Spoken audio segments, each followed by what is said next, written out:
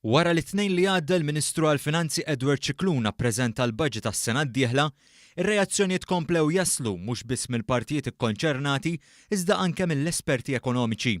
Waqt il-programm disset fuq l-Istazzjon Nazzjonali, l-ekonomista Alfred Mifsud sostna li l-miżuri mħabbra għandhom lan li kulħadd ikun parteċipi f'ekonomija mill-aqwa.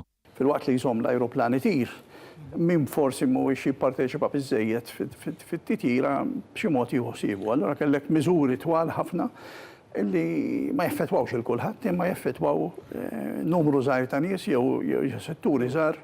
Dan fil-waqt li l-ekonomista Stefani Vella irrimarkat kif il-budget wera li l-finanzi tal-gvern huma b'saħħithom u karatterizzati minn surplus fiskali.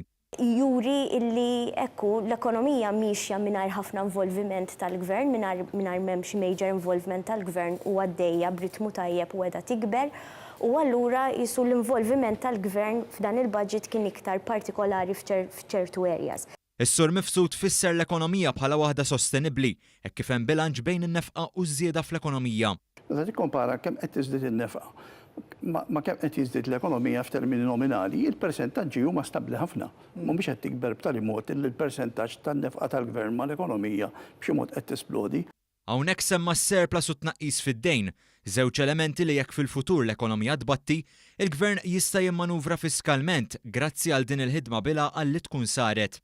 Mistoqsija dwar l-ewwel reazzjoni tal-kap tal-Oppożizzjoni għad-diskors tal-budget, il-konsulent finanzjarju Paul Bonello qal li Adrian Delija huwa maqtuħ mir-realtà. Bir-rispett kollu jien naħseb li dik l-istampa li qed jagħti ma tirrappreżentax ir-realtà. Il-problemi ekonomiċi li għandna huma l-problemi li joħorġu minn ġid u ġid li qed jiżdied b'mod eċċessiv forsi.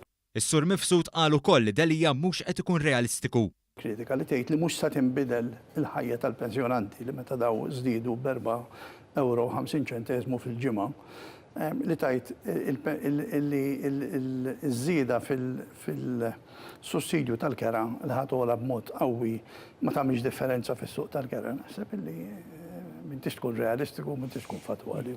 Waqt il-programm, il-kelliema ikkundannaw ukoll attentati li saru minn diversi esponenti nazzjonalisti biex jimminaw ir-reputazzjoni ta' Malta. Appellaw biex fejn ikun hemm bżonn titranġa xi ħaġa tkun diskussa lokalment u mhux titperreċ mal-erba' tirjaħat tad-dinja. Il-mistiedna tal-programm qablu wkoll li l-ħaddiema barranin huma parti importanti tal-ekonomija Maltija. Dan hekk kif qed naslu f'punt fejn ir-riżorsi kollha qed ikunu eżawriti filwaqt li hemm bżonn ta' ħiliet li l-Maltin m'għandhomx. Ħafna female labor li kien mhux jiġi użat, illum qed jiġi użat u qed nersqu viċin ħafna il-medja Ewropea. Il-pensjonanti li tajnihom inċentiva li jistgħu jibqgħu jaħdmu min jista' juża qed juża. Hemm bżonn ta' dik il-popolazzjoni għax hemm setturi tal-ekonomija illi hemm bżonn dak it-tip ta' skills jista' jkun illi skills li huma speċjalizzati. Ukoll jista' jkun hemm illi anke jekk ma jkunux skills speċjalizzati hemm bżonn ta' dik il-capacity biex ċertu setturi jkomplu jikbru, jkomplu jiżviluppaw. Hija ta' vantaġġ, hija benefiċċju għall-ekonomija kieku l-ekonomija mhix qed tikber daqshekk u rridu wkoll nifhmu illi qed iħallsu l-kontribuzzjonijiet tas-sigurtà soċjali qed iħallsu t-taxxa u li mingħajrhom ċerti setturi kieku f'Malta jistaġnaw.